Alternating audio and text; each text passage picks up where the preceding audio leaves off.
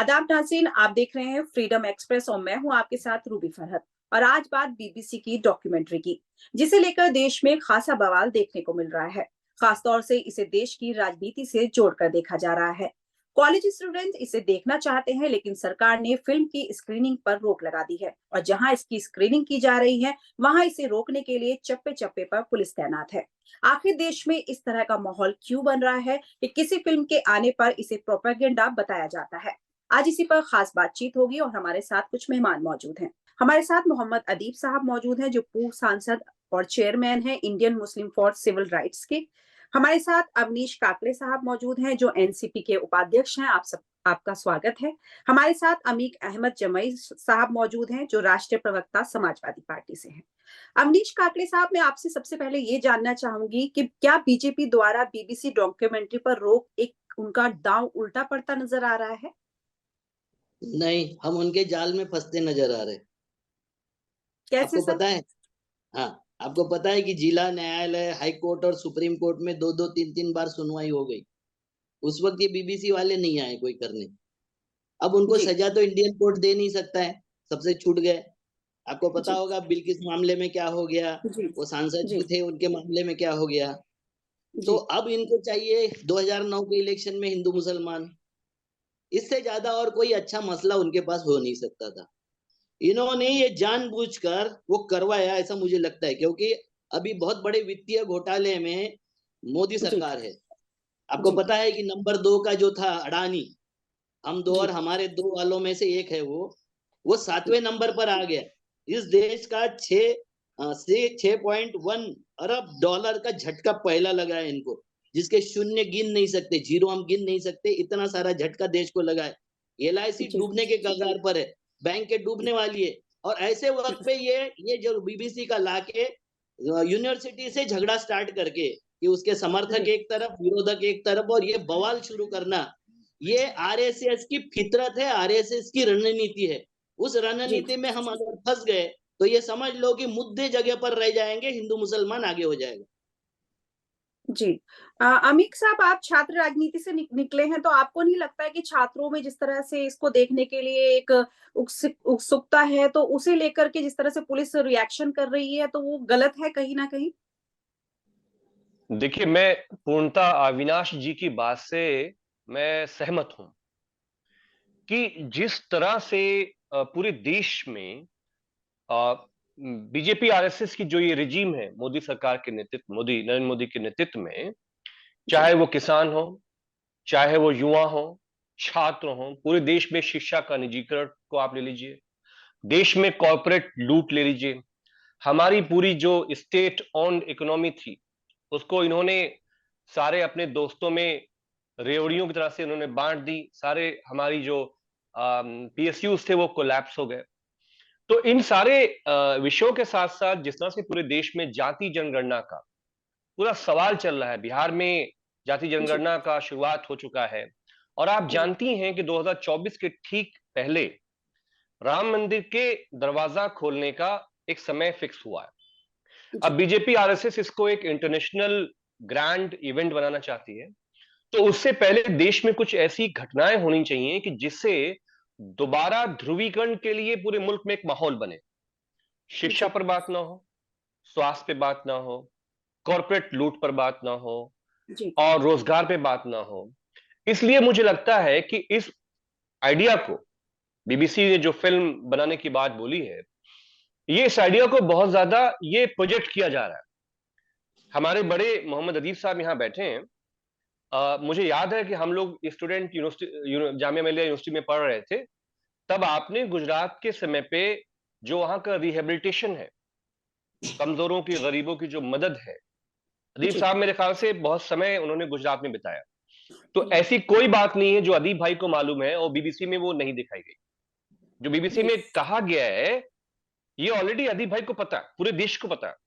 जी, और इस देश लेकिन जो का, बीबीसी में दिखाया गया है सर, वो प्रोपेगेंडा तो नहीं है, वो वाकई हुआ है वहां पर, लेकिन उसे जिस तरह से प्रोजेक्ट किया जा रहा है, वो बता रहे हैं कि बीजेपी के खिलाफ है, ये मतलब मोदी की छवि नहीं, को खराब करने देखिए, वाली एक फिल्म है। मैं आपको बताऊं उनकी छवि क्या है।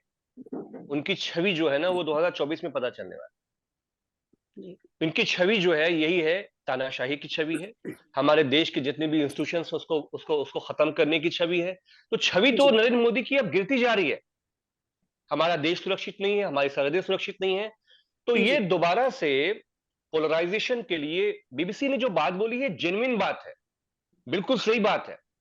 लेकिन जो इसकी टाइमिंग है अभी, उसकी भारत में मुझे लगता नहीं है कि कोई जरूरत है। और देश का हर हिंदू जो सेकुलर है 90%, वो जानता है, अविनाश जी जानते हैं कि गुजरात में क्या हुआ। जी लेकिन ठीक है, हमारी अदालतों ने यूपीए 1 यूपीए 2 का जो समय था, अदीप भाई इस पे ज्यादा फोकस डालेंगे कि जी उन सब सरकारों में आई हैव नो आइडिया कि उस जमाने में जो केसेस फ्रेम हुए, जो उस जमाने में जो जांचें बैठी, अब अदालतों ने उनको, शीर्ष अदालत ने उनको तो बाइज्जत बरी कर दिया है, उनसे हटा जी दिया है। तो मुझे लगता है कि इसको बहुत तूल देने की जरूरत नहीं है। और देश में जो बड़े विषय हैं, जी जो बड़े विषय हैं, उससे सरकार डर रही है। सरकार को ठीक है मालूम है कि उसका जहाज हिंद महासागर में डूब रहा है, और उसको डूबने से बचाने के लिए इन मुद्दों को जी विश्वविद्यालयों ये के जरिए जी प्रोपेगेंडा उजागर एक किया जा चल रहा रहा है। जी अदीप साहब, मैं आपसे जानना चाहूंगी कि क्या डॉक्यूमेंट्री जो बीबीसी की आई है पीएम मोदी की छवि को खराब कर रही है, देश में नफरत और अशांति को बढ़ावा दे रही है, ऐसा क्या वाकई है? देखिए, अमीर जामई साहब ने जो बात कही, जो कुछ बीबीसी ने दिखाया है, ये हिंदुस्तान के हर शख्स को नहीं, दुनिया को मालूम है। जी लेकिन जिस तरीके से रिएक्शन गवर्नमेंट दे रही है उसको बैंड करने का, ये हैरत अंगेज है। और ये इस वजह से है, ये मोदी साहब के लिए बड़ा परेशानी का बायस इसलिए है, ये 20-22 साल पुराना किस्सा है। ये नौजवान बच्चे जो यूनिवर्सिटीज और कॉलेजेस में पढ़ते हैं, उनके लिए ये इंफॉर्मेशन है, क्योंकि उनके लिए कोई आइडियल अगर लीडर है तो वो मोदी ही उनका एक लीडर था, क्योंकि उन्होंने तारीख पढ़ी नहीं है। उन्हें मालूम नहीं है कि हिंदुस्तान की आज़ादी के लिए किन लोगों ने मेहनत करी थी। एक नया परसेप्शन क्रिएट किया गया था कि साहब 70-75 साल में किसी ने कुछ किया ही नहीं है, मोदी साहब हैं जो जिन्होंने नए हिंदुस्तान का एक तस्वुर दिया है। जी मोदी की परेशानी यह है कि वो जो यंग माइंड है, उसको पता लग गया कि ये शख्स जिसको हम अपना आइडियल मानते थे, वो शख्स कुछ और है। ये वजह है कि आप मुख्तलिफ यूनिवर्सिटीज में जो नौजवान बच्चा इस वक्त खड़ा हो रहा है, मैं देख रहा हूँ, आज भी अखबार में पढ़ा कि बंगाल से लेकर और बम्बई तक और जेएनयू और दिल्ली यूनिवर्सिटी और हर जगह वो बच्चा जानना चाहता है कि उसको तो अभी तक जो दिखाया गया था। अब रहा ये कि टाइमिंग की बात अभी बहुत लोग कर रहे हैं, जामई साहब ने भी कहा। देखिए, बीबीसी के बारे में मैं आप सर्च कर दूं कि वो दूरदर्शन नहीं है या किसी सरकार का इदारा नहीं है, वो जी इंडिपेंडेंट इदारा है। आप सोचिए कि आज से 2 साल पहले आपने शायद देखा भी हो, जी उन्होंने चर्चिल के खिलाफ जी एक डॉक्यूमेंट्री बनाई थी और जो बहुत पॉपुलर हुई, और वो पूरे लंदन में नहीं, सब जगह दिखाई गई, जिसमें जी ये कहा गया कि चर्चिल ने मास किलिंग कराई थी, फाका जदी हिंदुस्तान में करवाई थी।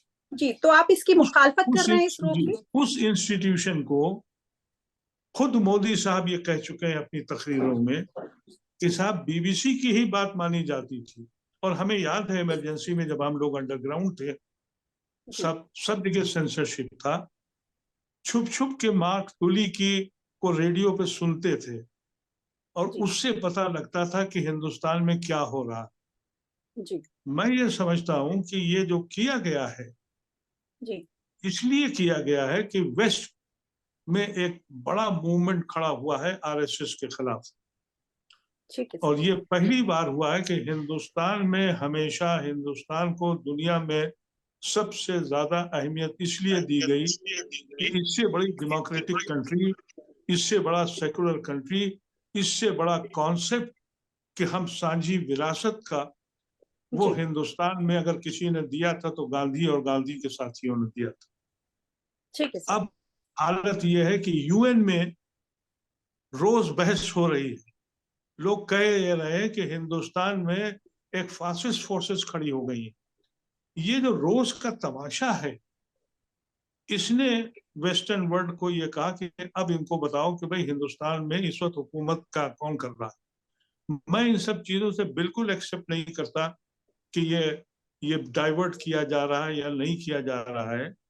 डाइवर्ट करना अगर होता तो मोदी साहब ये हरकत नहीं करते कि उसे बैंड कर रहे हैं, वो रोक रहे हैं। ये ठीक है सर। डेमोक्रेसी के लिए बहुत बड़ा खतरा है। वो एक जी कानून ले ठीक आए हैं कि साहब हम किसी भी चीज को जिसको ये कह दिया जाए कि ये झूठी है, हम उसको बैंड कर देंगे। जी ये झूठी ठीक है कहाँ सर। से है? इसलिए कि दुनिया जानती है, क्योंकि अगर ये नहीं था, और आप देखिए हालत क्या हो रही है कि इसके यानी बिल्किस बानो को के कातिलों को छोड़ दिया। 2 दिन पहले 22 मुलजिमों को छोड़ दिया जिन्होंने 17 लोगों को कत्ल किया था। क्या जी ये वेस्टर्न वर्ल्ड देख नहीं रहा है? मेरा खुद तजुर्बा है। मैं एक इंटरनेशनल कॉन्फ्रेंस में गया हुआ था। वहां एक जर्मनी के प्रोफेसर ने मुझसे कहा कि mister Adeeb, are you Muslim? मैंने कहा yes. Are you safe in India? मैंने कहा बिल्कुल। कहा कि we have seen the Hitler and we know what is the fascism. जी मुझे इंटरनेशनल बताया लेवल गया पर है एक कि छवि। क्रिश्चियंस जी भी, क्रिश्चियंस और ठीक है। मुसलमान हिंदुस्तान में सेफ नहीं है। ये सरकारें ठीक नहीं है। बोलती हैं, इसलिए कि उनके ठीक डिप्लोमेटिक रिलेशंस होते हैं। लेकिन ठीक है। पढ़े लिखे लोग सब जानते हैं कि हिंदुस्तान अब वो गांधी का हिंदुस्तान नहीं है। ठीक है ये सर। उसका अ, रिएक्शन है। जी जी। काकड़े साहब, मैं आपसे जानना चाहूंगी, पीएम मोदी जब गुजरात के सीएम थे तो केंद्र में यूपीए की सरकार थी, तो मोदी इसी बीबीसी को सबसे ऑथेंटिक एजेंसी बताया करते थे और सरकार को घेरते रहते थे, मगर जब खुद केंद्र की सत्ता पर बैठे और उनके खिलाफ बीबीसी की डॉक्यूमेंट्री आती है तब उन्हें वो गलत लगती है और सरकार रोक लगाती है, तो ये कैसी दोगली राजनीति है? देखो, थोड़ा सा मैं अदीब साहब से पूरा रिक्वेस्ट के साथ में मैं माफी चाहता हूँ उनसे। हमसे ज्यादा तजुर्बेकार ही है, मगर मैं आरएसएस को थोड़ा ज्यादा पढ़ता हूँ। आरएसएस एक तरफ आपको देखा होगा कि हिटलर को फॉलो करती है, दूसरी तरफ इजराइल के साथ में दोस्ताना संबंध रखना चाहती है। ये आपको हर वक्त कंफ्यूज रखेगी, हर वक्त। देखो, मजदूर रोए सड़क पर आकर, किसान रोए सड़क पर आकर, सरकारी नौकर रो रहे हैं, अग्निवीर रो रहे हैं, पूरा देश रो रहा है। अब इसमें करने लायक, बताने लायक कुछ नहीं है इनके पास में। जी इनको सिवाय जी हिंदू मुस्लिम कुछ नहीं मिलेगा। जितने भी इशू आए होंगे, कभी हिजाब आया, कभी पर्दा जी आया, कभी तीन जी तलाक आया, कि भाई बिद्दत तलाक आया, इनके हर वक्त जैसे इशू बदलते उस पर ध्यान रखने की जरूरत है। जी गुजरात का जो था मामला, वो गुजरात मामला जितना प्रचारित किया गया उससे क्या हुआ मालूम है? ये ये जो गुजरात का हिंदू हृदय सम्राट बन गए। ये नफरती जो आदमी है वो हिंदू हृदय सम्राट बन गया। इसकी कोई हैसियत नहीं थी, इसकी पूरे देश जी में ना दुनिया में कोई हैसियत थी। दुनिया में इसको एंटर नहीं करने दिया गुजरात के बाद में। जी दुनिया जी को सब पता गुजरात है, के बाद। हमारे जी बच्चों को भी पता है। मगर अभी देख लो कि बच्चे आमने सामने आ गए। आप समझ लो जी, इस लेकिन बात को। नुकसान तो हमारे नौजवान पीढ़ी का हो रहा है ना सर नौजवान इसमें। होगा, इसलिए इसलिए हमको आगे बढ़ना चाहिए, आगे बढ़ना चाहिए। इन्होंने देखो, वो लाल सिंह से अभी यात्रा में नहीं आए। राहुल गांधी जी की यात्रा में उनका समर्थन था, यात्रा में उनको एंटर नहीं करने दिए, क्योंकि आपको जी आसिफा जो थी, आसिफा, उसके लिए वो झंडा मार्च निकाला था, वंदे मातरम और भारत माता की जय और क्या क्या उसने नारे लगाए थे। ये जी ऐसे लोग जिनको अगर आप प्रोजेक्ट करना शुरू कर दो, ऐसे इश्यू जिसको प्रोजेक्ट करना, बच्चों को समझा के क्या, उनको समझा हुआ है। आपने देखा होगा, कश्मीर पिक्चर आया था, कश्मीर फाइल पिक्चर आया था, क्या हुआ उसका? लेकिन सर उस पर तो रोक नहीं लगाई, उसको तो प्रोपेगेंडा के तौर पर नहीं बताया गया, उसे कहा गया कि बच्चे बच्चे को दिखाना चाहिए, उस वक्त ये बातें क्यों नहीं की गई? Let me complete. मैंने वो किया, मैंने वो जी बात उस वक्त भी किया। ये थर्ड क्लास पिक्चर है, पूरी दुनिया में किया, जितने हम लोग थे हमने किया। मगर उसको जी वो मैंने प्रेशराइज करके, आपको पता है, मैं कई आरएसएस के लोगों को बता देता हूँ, मैं आइडेंटिफाई करता हूँ कि जिन्होंने वो पिक्चर डाउनलोड किया है, जो बीबीसी ने जी रिलीज किया, और वो खुद वायरल कर रहे। क्यों कर रहे वायरल वो खुद को? क्योंकि वो चाहते हैं कि हिंदू और मुसलमानों के बीच में पंगा हो जाए कहीं ना कहीं। आपने हर वक्त जी देखा होगा, जो दिल्ली में पंगा हुआ था, कोई किसने पत्थर मारा था मस्जिद पर? तो इनके मोर्चा का आदमी था जिसने पत्थर मारा था, बाहर निकला और जी वो वीडियो में क्लियर दिखाई दे रहा। पकड़े कौन गए? मुसलमानों को पकड़ा गया। जी जी जो एक्शन हुआ अगेंस्ट किसके हुआ, मुसलमानों के हुआ।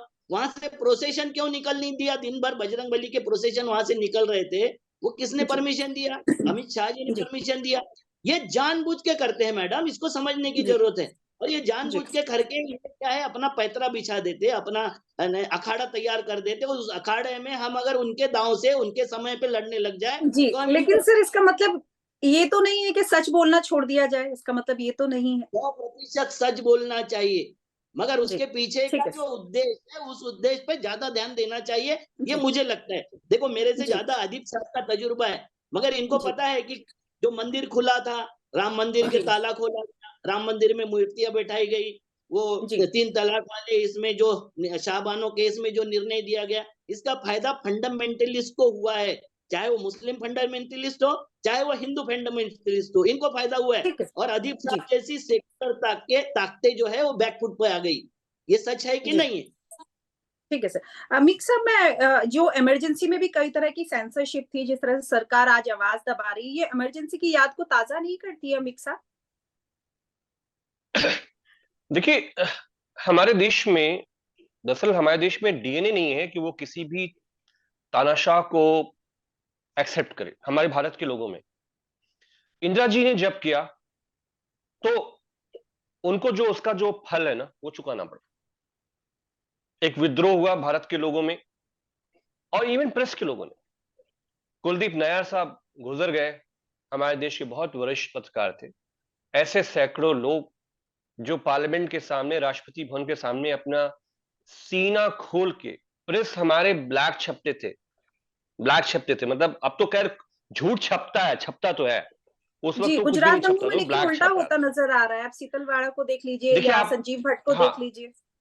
तो मैं आपसे ये कह रहा हूं कि इमरजेंसी में जिले में सैकड़ों सैकड़ों लोगों को 3-3 साल के लिए जेल डाला गया, जी, राइट। लेकिन भारत के लोगों ने जब वो खड़े हुए इसके खिलाफ, तो उस रिजीम का अंत हुआ और एक जी, जेपी जेपी जेपी मूवमेंट का शुरुआत हुआ, जिसमें पूरे देश में आज जो हमारे क्षेत्रीय दल के जो जो लीडर्स हैं, वो लोग उससे जी, निकलकर साथ में आए। तो जी, अभी जो नरेंद्र मोदी जी कर रहे हैं ना, वो इमरजेंसी का प्रोमो भी नहीं कर रहे हैं। जी, उसके बावजूद उनके खिलाफ पूरे देश में जो उनकी लोकप्रियता बिल्ड की गई थी 14 में, जी, वो आज कोलैप्स कर चुकी है। जी, आप आर्थिक मोर्चे पर फेल हो, आप जी, कृषि नीति के मोर्चे पर फेल हो। आपने कहा था, इस देश के लोगों से वादा किया था कि जी, आप 2 करोड़ की नौकरियां हर साल देंगे। जी, लेकिन फाइनेंस मिनिस्टर साहिबा निर्मला सीतारमण जी ने संसद में बोला कि हम 50 लाख नौकरियां दे पाए। जी, आपने बोला कि फौज में जिस तरह से आपने ठेके पे नौकरी शुरू किया, ये जी, भारत के लोगों के साथ खिलवाड़ था कि जो नौजवान ये जज्बा रखता है कि अपने मुल्क के लिए, मादरे वतन के लिए वो शहीद होगा सरहद पर, जी, उसको आप कॉन्ट्रैक्ट पे 4 साल में रख के फिर उसको आप सड़क पे भेज देंगे। उसके जी, परिवार, उसकी जिंदगी के साथ आप इस तरह का, तो ओवरऑल क्या है, जो अविनाश जी भी आपको उस बात को पकड़िए कि इस मुल्क में कोई चीज परमानेंट तो होती नहीं है, जी, लेकिन नरेंद्र मोदी जी का जो अंत है वो शुरू हो चुका है। वो मीडिया का एक सेक्शन है, कुछ जी, एंकर और एंकरनिया है जी, जिनकी बुनियाद पे उनकी पॉपुलैरिटी बिल्ड है, और जी, धीरे धीरे जैसे वो झूठ झूठ कम होगा, मैं आपको बता रहा हूं कि 2024 में बहुत बुरा पॉलिटिकल हशर होने वाला है। मुसलमानों को छोड़िए, जी, पूरे देश में जो SC ST ओबीसी है, वो कह रहा है ठीक, जाति जनगणना तो हमको चाहिए ही चाहिए, जिससे ये जी, पता चले कि हमारी शिक्षा पर, हमारी हमारी वेल्थ में, हमारी नौकरियों में, जी, हमारे देश के इस डिप्राइव सेक्शंस का तादाद कितना है, सरकार नहीं चाहती है। जी, तो ठीक, इसलिए लोगों का जो पैटर्न है सोचने का बदलने के लिए, बेशक मैं कह रहा हूं बीबीसी की जो बात है 100% सच है, नो जी, डाउट। बट ये बात ठीक, भारत का हर हिंदू जानता है कि ये फाशिस्ट कौन है भारत के अंदर। जी, लेकिन क्योंकि डेमोक्रेसी से चुने हैं, और जी, कांग्रेस का जो रिजीम था UP 1 UP 2 का, मुझे नहीं मालूम है कि जो जी, केसेस की तैयारी थी, जो जांच की तैयारी थी, उसमें क्या खामियां थी। हम ये कहेंगे कि पूरा विपक्ष, जी, कलेक्टिव जो कॉन्शियंस था हमारा, हम फेल्ड हुए उसको फ्रेम करने में। जी। तो वो हाई अदीप कोर्ट से साहब, छूटते रहे, सुप्रीम जी, कोर्ट जी, छोड़ते रहे। जी, अदीब साहब, पूरा फ्रेम जो रहा वो विपक्ष उसमें फेल रहा है, और जिस तरह से ये डॉक्यूमेंट्री भी आई है, इस पर आंशिक रूप से जैसे रोक लगाई है। तो आपने भी सुना होगा, बहुत से ऐसे कट्टरपंथी हिंदू साधु संत हैं, जो संगठन है, जो जहर बोलते हैं दूसरे समाज के खिलाफ, देश के लोकतांत्रिक ढांचे के बजाय हिंदू राष्ट्र की बात कहते हैं। सरकारों को ये सूट करता है, तो इस पर खामोश रहते और देखते रहना ही क्या सिर्फ विपक्ष का काम रह गया है?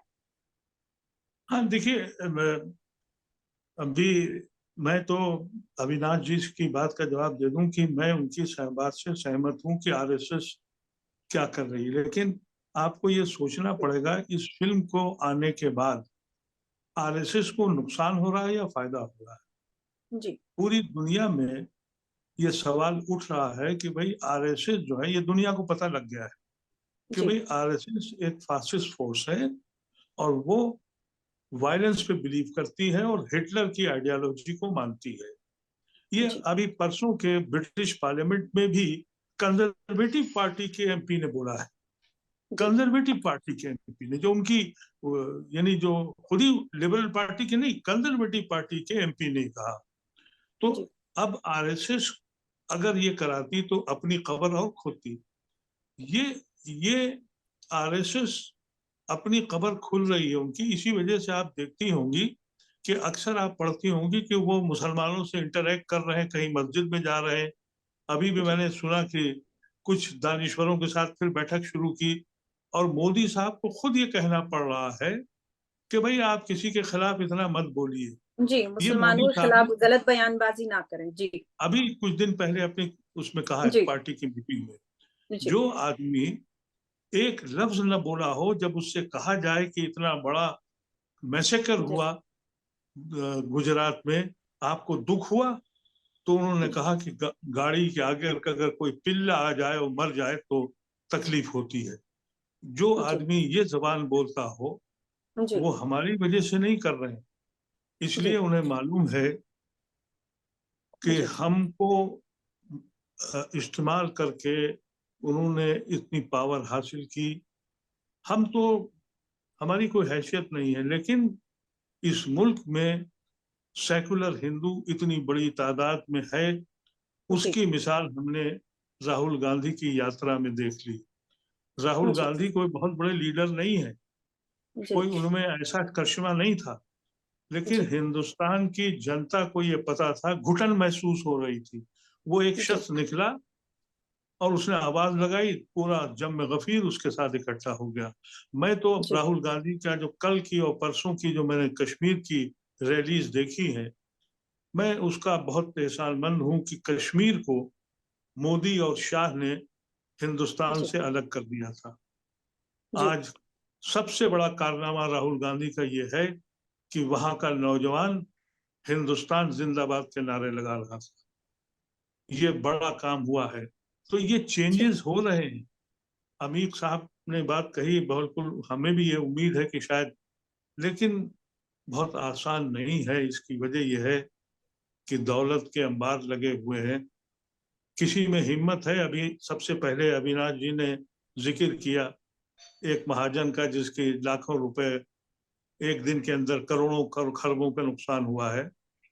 जी, कोई मुमकिन था कि किसी और कारपोरेट के साथ ये बेईमानी होती और उस पर एक्शन नहीं होता?